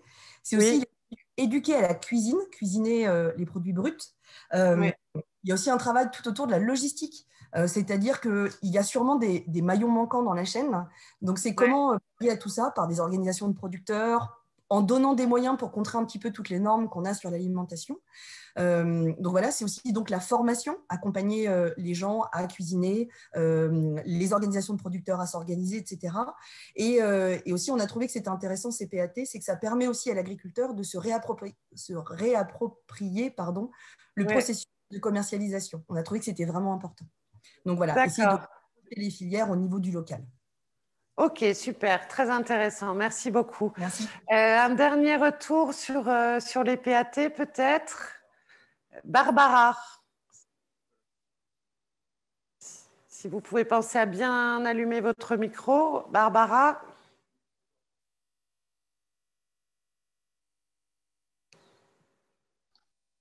Barbara, bonjour. Oui, bonjour. Alors, vous venez d'entendre Géraldine qui était rapportrice de mon groupe, en fait. Ah, c'est pas grave, vous avez sûrement des choses à ajouter. Ah, non, pas tant que ça. En fait, moi, les plans, nous, on a travaillé donc, sur les projets alimentaires territoriaux, mais que ce soit ça ou les plans de filière, en fait, moi, je suis citoyenne de base, donc c'est quelque chose que je ne connaissais pas du tout. Comme je le disais, je suis à l'ouest sur ces sujets-là, donc j'ai appris beaucoup de choses.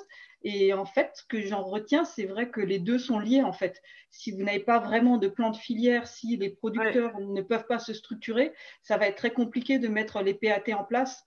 Et aujourd'hui, la façon dont, moi, en tout cas citoyenne, je perçois les PAT, j'ai un peu l'impression que c'est le gadget. On nous vend vous allez manger local, de saison, la petite salade du coin, mais ça ne suffit pas pour nourrir les gens, même d'un territoire. Et réduire l'agriculture à ça, c'est pas juste non plus. Donc, les deux sont sûrement liés. Si vous n'avez pas de plan de filière, pour moi, vous ne pouvez pas faire de plans alimentaires territoriaux. Alors, ils sont très bien, hein, les plans alimentaires territoriaux, puisque c'est vrai que c'est une démarche plus globale et plus peut-être prise en compte de tous les paramètres et pas que la nourriture. Mais voilà, quoi. Oui, d'accord. Mais c'est intéressant d'avoir votre point de vue de, entre guillemets, citoyenne novice sur ces sujets. Donc, merci beaucoup pour votre retour. Est-ce que M. Fortin souhaiterait s'exprimer sur le sujet? Si vous pouvez rallumer votre micro. Oui, me voilà. Oui. Rebonjour. Rebonjour. Il est clair qu'aujourd'hui, un projet alimentaire territorial est un projet effectivement de territoire. Et effectivement, tout à l'heure, je n'ai pas précisé, mais effectivement, il faut que ce soit géré par un comité de pilotage qui englobe toutes les collectivités territoriales, les associations de consommateurs, les associations de maires. Il faut vraiment que tout le monde porte que ça. Et moi, je reviens, effectivement, je suis bien d'accord sur ce qui a été dit, parce que dans le groupe dans lequel j'étais, c'est ce qu'on a retenu aujourd'hui. Un projet alimentaire territorial est directement lié au plan de filière, aux filières. C'est ce qui va permettre aujourd'hui de faire évoluer les filières, de les conforter. Par rapport au fait, ce que je disais tout à l'heure, il ne peut plus y avoir aujourd'hui d'agriculture de production, on ne peut plus produire pour produire, il faut produire par rapport à des marchés. Donc c'est important que ces plans de filière soient directement liés au projet alimentaire. Ok, merci de ce point qui conforte les avis qu'on vient d'entendre. Merci beaucoup. Je vous propose, est-ce que certaines personnes dans l'Assemblée, potentiellement qu'on n'a pas encore entendu, auraient envie de réagir sur tout ce qui vient de se dire sur les PAT, le lien avec les plans de filière, etc., avant qu'on passe à la restitution sur les plans de filière proprement dites. Si vous voulez lever la main, si vous avez envie de vous exprimer sur ce que vous venez d'entendre, c'est l'occasion un petit peu de renforcer l'échange et les débats sur tous les sujets qu'on vient d'entendre. Alors, je regarde si des mains se lèvent. Enfin, en fait, l'équipe regarde et va me le dire, mais apparemment, des mains ne se lèvent pas. Donc, même si les sujets, on vient de le voir, sont extrêmement embriqués, on va quand même écouter quelques restitutions sur les groupes qui ont travaillé sur les plans de filière. Et je propose de passer la parole à Eugénia Pomaret, pardon. Donc, toujours bien penser à ouvrir votre micro. Bonjour, Eugénia.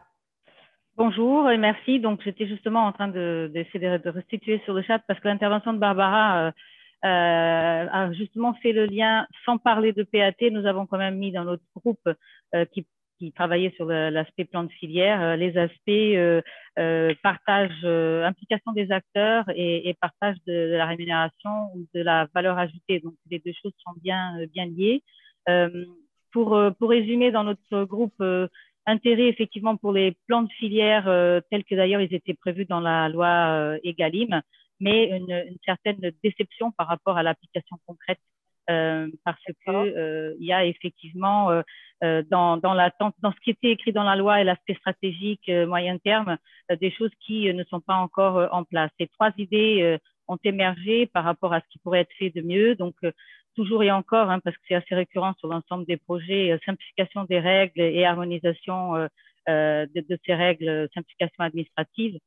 Un deuxième aspect autour de le financement et de l'accompagnement économique, peut-être mieux tracer des partenariats publics-privés qui peuvent être intéressants. Et le troisième, sur tout ce qui est mis sur le marché, peut-être être un peu plus innovant sur la façon de toucher les consommateurs et de mettre sur le marché les produits issus des efforts des filières. Voilà. Donc, vision stratégique, appliquer la loi, c'était les souhaits du groupe. D'accord. Et justement, sur votre dernier point, les façons innovantes de pousser ces produits sur les marchés, vous avez mis des idées, vous avez des premières hypothèses? C'est des choses qui ont été en témoignage par rapport à la filière, notamment aquacole. Oui. Donc, le représentant est en ligne s'il veut compléter, mais moi, j'ai retenu tout ce qui est approche digitale, mieux cerner les attentes des consommateurs, voilà, innover aussi dans tout ce qui est la mise sur le marché pour élargir et peut-être mieux répondre aux attentes multiples des consommateurs. D'accord, très bien. Merci beaucoup pour ce retour. Est-ce que d'autres groupes qui ont travaillé sur les plans de filière veulent restituer leurs échanges. Alors, je passe la parole à Sandrine Gérard. Sandrine, si vous pouvez bien penser à réallumer votre micro.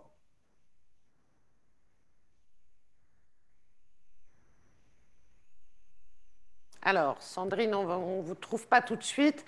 Je vais passer la parole à Brice Volin pour savoir si vous avez des réactions, des points de vue complémentaires à nous donner.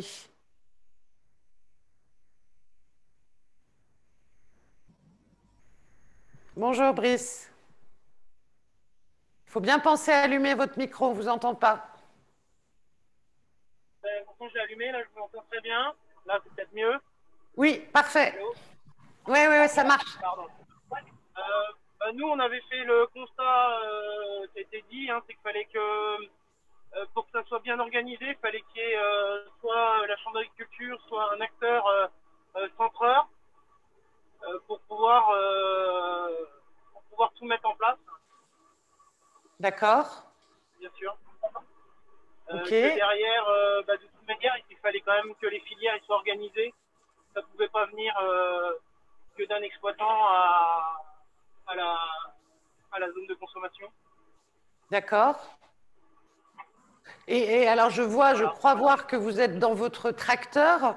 Qu'est-ce qui, pour vous, en tant qu'agriculteur, est vraiment le plus essentiel dans le contenu de ces plans de filière? La rémunération du travail. Oui, c'est-à-dire qu'on emmène un produit. Non, mais voilà. Faut que notre. Parce que nous, on est soumis, moi personnellement, au marché mondial. Si on arrive à faire des plans de filière beaucoup plus définis sur des secteurs, forcément, on sera peut-être moins soumis au marché et plus en adéquation avec les consommateurs locaux. D'accord. Ok, écoutez, merci beaucoup pour votre intervention en plein travail. Je propose maintenant de passer la parole à Jean-Philippe Puig, qui nous a donné son éclairage au début de cette session sur les plans de filière et les contrats tripartites. Jean-Philippe? Oui, merci. Écoutez, moi, je peux me faire un peu l'écho aussi de ce qu'on a discuté dans notre groupe. On a insisté sur le fait que le pas de temps, je l'évoquais, était très important pour la mise en place de ces filières et qu'elles étaient importantes pour donner de la visibilité et finalement créer du lien entre les différents acteurs de cette filière et elles procurent aussi beaucoup de transparence entre les uns et les autres, de l'amont jusqu'à l'aval. Après, ce qu'on a évoqué aussi, c'est que finalement, c'est peut-être plus compliqué aujourd'hui de créer des filières que ça ne l'était dans le passé, parce qu'on est dans un monde qui est devenu un petit peu plus individualiste, hein, et donc ça suppose que le collectif prenne le pas sur l'individuel, ce qui n'est pas toujours facile à organiser, et on est en venu à dire que lorsque ça marche, c'est que souvent il y a un élément fédérateur, quelqu'un, une entité, peu importe où elle se trouve dans la filière, mais qui coordonne finalement cet ensemble. Et c'est un peu compliqué aujourd'hui dans certaines filières justement de trouver ce coordonnateur, cet élément fédérateur qui doit être reconnu comme tel. Et on a cité quelques cas de filières où finalement on se disait mais qui est le coordonnateur, qui pourrait être je dirais la personne ou l'entité qui puisse fédérer et pousser cette filière. Oui. Ça reste quand même quelque chose qui est compliqué. Et on a fini par évoquer aussi le problème du capital. Une filière sans capital, ça ne marche pas très bien et on peut aller chercher du capital. La question n'est pas de trouver le montant, mais de la rémunération de ce capital qui doit être juste et réparti sur tous les éléments de la filière. Ça reste un élément clé et tant qu'on n'a pas résolu celui-ci, on peut avoir quand même beaucoup de problèmes pour faire marcher cette filière. À la réponse, une filière est-elle importante? La réponse a été quand même unanimement oui. Maintenant, il faut se donner les moyens que de les mettre en place. Voilà. Super, merci beaucoup. Juste une question, vous venez d'évoquer la problématique du financement.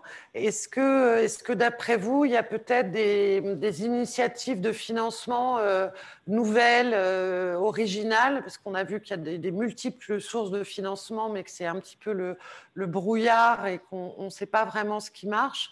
Est-ce que vous avez, vous, un point de vue sur quels peut-être nouveaux types de financement sont potentiellement plus efficaces? Alors, nouveau ou ancien, enfin, nous, on est une filière assez atypique puisqu'on s'est autofinancé par des cotisations volontaires qui ont été rendues obligatoires, qui existent toujours. Hein. Certaines filières ont toujours ce type de financement. Le gros avantage, c'est qu'effectivement, c'est de l'argent collectif qui est géré collectivement. Donc, moi, je trouve que ça a beaucoup d'intérêt. Et en prenant cette masse d'argent et en faisant du leverage bancaire, on peut quand même arriver à financer une filière au niveau de ses besoins. Après, il y a un certain nombre de plans qui existent. Donc, de l'argent, souvent, il y en a, que ce soit en France ou en Europe. Sûrement pas assez, mais il y en a. Et ce qui est quand même pas très bon, c'est que souvent, il n'est pas utilisé parce qu'on ne sait pas bien se coordonner pour aller le chercher et pour le gérer de manière adéquate pour l'ensemble de la filière, l'ensemble des maillons. Ouais. Donc, il y a des moyens. Encore une fois, il faut simplement que collectivement, on s'en occupe. Ok, super. Merci beaucoup pour votre intervention. Je passe la parole maintenant à Monsieur Frédéric Lemagne pour avoir ses réactions sur ces deux sujets, donc les plans de filière, les PAT. On a vu que c'était très imbriqué. Bonjour. Oui, bonjour. Je n'ai pas levé la main, mais je vous remercie de me donner la parole. Moi, j'ai trouvé ces sujets passionnants. Je suis plutôt un expert de l'agro-industrie. Je connais moins le monde agricole. On a parlé surtout des PAT dans notre groupe et on a trouvé effectivement qu'il y avait sûrement un besoin de concertation locale, d'animation pour que les différentes instances parlent d'une même voix et que l'agriculteur qui est déjà interfacé avec beaucoup de personnes puisse y voir clair lui aussi.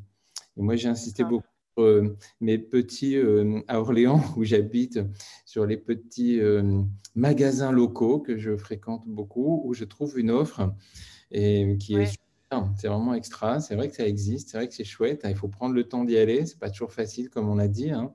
Et pendant le confinement, c'est plus facile de trouver du temps. Il faut aussi que les prix restent raisonnables. Je mets juste cette parenthèse-là parce que parfois les kilos de pommes sont très très chers alors qu'ils viennent de côté et c'est juste un petit peu dommage. Et je suis aussi très content de voir des initiatives du même type chez les distributeurs, puisque chez Leclerc, par exemple, il y a, même sur le Drive, des propositions locales qui existent. Et depuis quelques mois, peut-être, j'ai vu apparaître ça et je trouve ça vraiment super de favoriser le commerce local, même chez les grands distributeurs. Et on en a parlé aussi dans notre groupe. Super, merci beaucoup. Je pense qu'on a à peu près terminé la restitution sur les plans de filière et les PAT. Je voudrais maintenant et je vous incite à partager le plus possible, vous êtes là pour vous exprimer, qu'on fasse un petit bilan sur cette matinée. Est-ce que vous avez des réactions? Est-ce qu'il y a des choses qui vous interpellent, sur lesquelles vous n'êtes pas du tout d'accord? On a aussi le droit de ne pas être d'accord. Voilà, qu'on profite de ces 10 minutes pour vraiment faire de l'échange. On a traité ces 4 problématiques donc, dans cette session terre qui étaient les plans de filière, les PAT, la contractualisation, les PSE. On a vu que tout ça était imbriqué. Peut-être que pour certains d'entre vous, il y a d'autres sujets qui sont essentiels et que vous avez envie de vous exprimer sur d'autres sujets. Donc, allez-y, temps de parole totalement libre pendant 10 minutes. Toujours principe de lever la main pour qu'on vous identifie. Et puis sinon, peut-être qu'on prendra des gens au hasard pour les entendre s'exprimer. C'est vrai que des fois, on est un peu timide. Donc voilà, n'hésitez pas à profiter de ce libre échange sur ces 10 dernières minutes. Alors, on a à nouveau Barbara. Oui, donc moi, c'est peut-être traité dans la partie homme, hein, puisque nous sommes dans la partie terre, mais moi, j'aurais quand même voulu rajouter que là, on a parlé donc des PSE, services écosystémiques. on parle de prendre soin de la terre finalement, globalement, mais je rappelle aussi que notre nourriture, c'est prendre soin de nous. Et dans les temps qu'on vit actuellement, c'est peut-être une dimension qu'on doit aussi rappeler. Et moi, j'aime bien une petite phrase, vous savez, la maxime qui dit ne fais pas autrui ce que tu voudrais pas qu'on te fasse. Bah, peut-être que si on gardait tous à l'esprit ne fais pas manger à autrui ce que tu ne mangerais pas toi-même, ça peut marcher. Voilà, tout simplement. Super, merci beaucoup. Et c'est vrai que le rapport alimentation-santé est un point qui est ressorti fortement au débat citoyen hier. Donc, merci pour votre contribution. Monsieur Levergeat,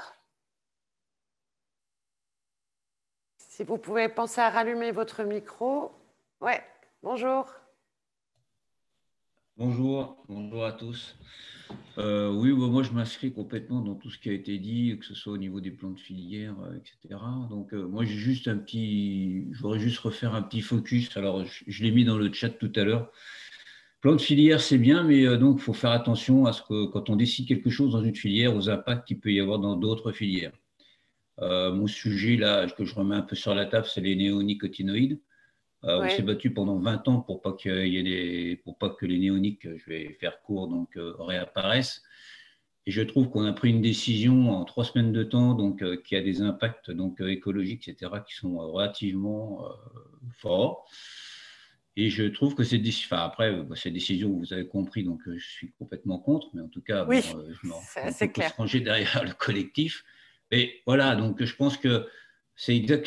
Je pense qu'on a vécu là dans les derniers mois, on a pris une décision qui va complètement à l'encontre de l'agroécologie. On a envie de tracer donc une directoire, on trace quelque chose et on prend des décisions qui vont à l'encontre de ça. Et je trouve que oui, effectivement, il faut faire preuve de résilience donc par rapport à certaines choses. Mais si on lâche pas certaines façons de travailler, on n'ira pas vers ce qu'on a exprimé tous depuis hier soir, donc vers du bien-être, etc. Donc, je crois, voilà. Donc, je rejoins Barbara qui dit fais pas autrui ce que tu n'aimerais pas qu'on te fasse. Et je pense que ça, c'est un exemple que ceux qui ont pris cette décision-là, ils pourraient se l'appliquer. Voilà. Ok, merci beaucoup. Je pense que ça revient à l'idée qu'on a beaucoup entendu depuis hier soir, des petits pas et de donner du temps au temps. Je passe la parole à Monsieur Bertrand Laurentin. Et n'oubliez pas, si vous voulez vous exprimer, pensez à lever la main. Merci Thierry. Je rebondis, bonjour à tous, sur la précédente intervention et les néonicotinoïdes. Il y avait une émission de télé qui avait fait faire différentes analyses à plusieurs stars ou personnes connues pour mesurer le taux d'intrants dans leur organisme.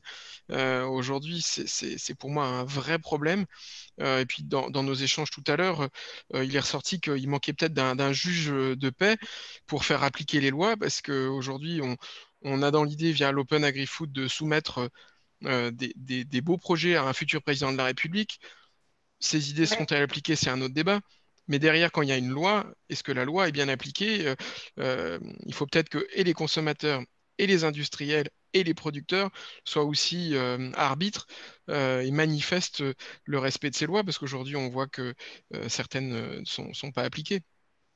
D'accord. Ok. Et ce juge de paix, donc, ce serait plutôt les acteurs que vous venez de citer, les industriels. Si l'État ne fait pas ce travail, aujourd'hui, ce sont des services étatiques qui doivent faire ce travail, c'est leur rôle, et il semble qu'ils ne le fassent pas. En tout cas, pas à 100%. Ok, merci pour ce point de vue. Je vais passer la parole. N'oubliez pas de lever la main. Et là, c'est vraiment tribune libre, on s'exprime sur tous les sujets. Alors, on a quelqu'un qui travaille chez Xperia, je crois, qui souhaitait s'exprimer. Bonjour. Bonjour. Vous l'entendez? Je pense que vous n'avez pas allumé votre micro.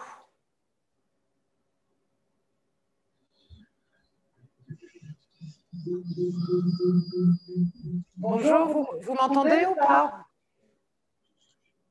Bon, je pense que la connexion ne fonctionne pas.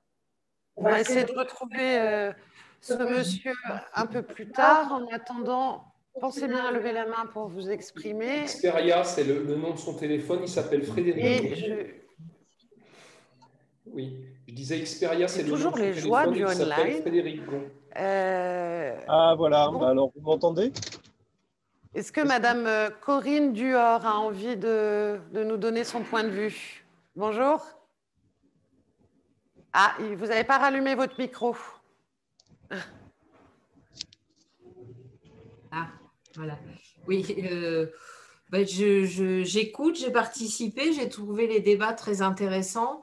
Peut-être un petit peu personnellement déçue parce que, mais c'était très intéressant quand même. Hein. J'aurais préféré parler peut-être du PAT plutôt que des filières. J'étais donc avec Frédéric Gon, là, c'est Monsieur Xperia que vous cherchez. D'accord, ok. Donc, je préfère autant lui laisser la parole si vous voulez lui redonner. Je pense qu'il a compris que c'était lui, là. Ça y est, c'est Monsieur Xperia. D'accord. Alors, oui, je vous entends, Frédéric. Ok, moi je voulais revenir sur cet aspect filière là et par rapport aux deux réflexions précédentes. Par exemple, nos filières pouvaient être parfois fragiles et que parfois pour les sauver, il faut sortir la lance à incendie malheureusement, sachant que ça n'empêche pas que globalement il y ait des marges de progrès et ce soit toujours progrès le sens ou en tout cas l'objectif de la filière, de la construction de la filière. Il y a un élément sur lequel moi je voulais revenir quand même et qu'on n'a pas forcément beaucoup évoqué, c'est l'aspect concurrentiel.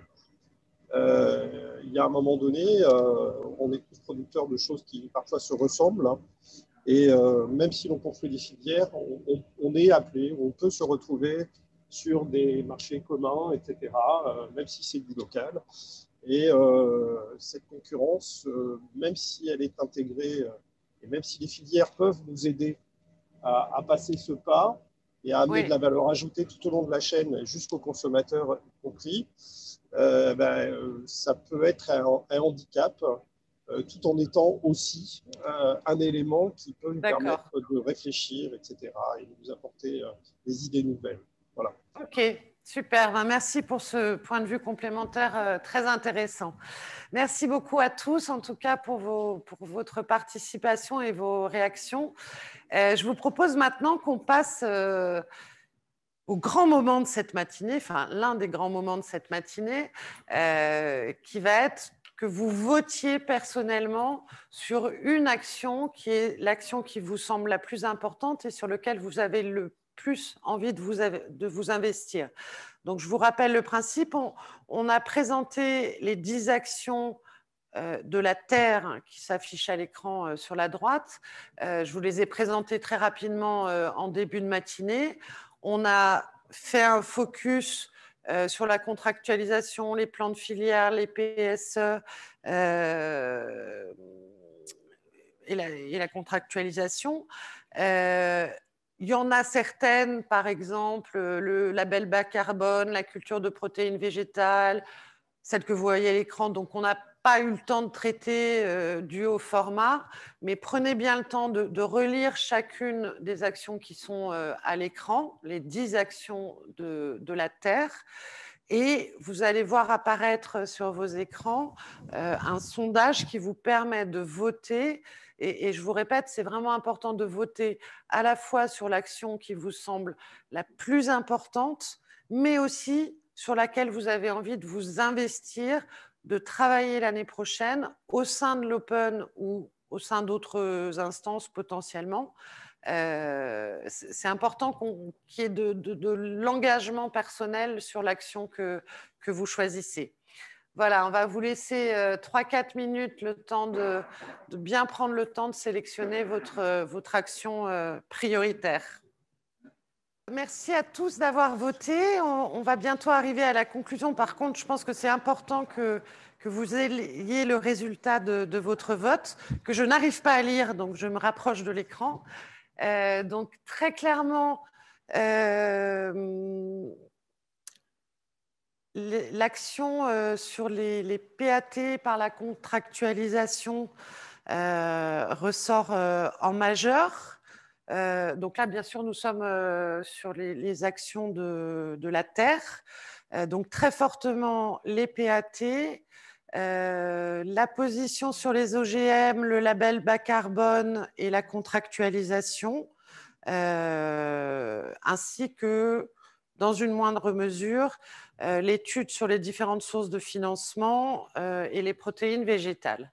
Voilà, donc un consensus en tout cas sur les PAT, les OGM et la contractualisation.